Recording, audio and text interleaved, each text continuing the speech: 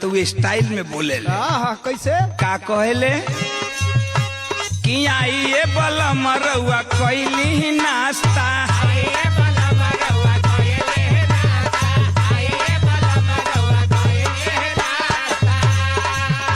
अरे भुजिया फरावा ठाके कैली व्यवस्था,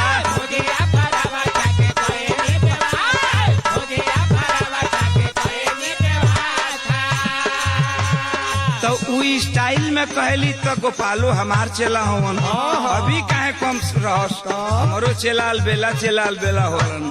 का इहो स्टाइले में कहलन एक दिन का कि बड़ा निकल लागे तो हर लुकी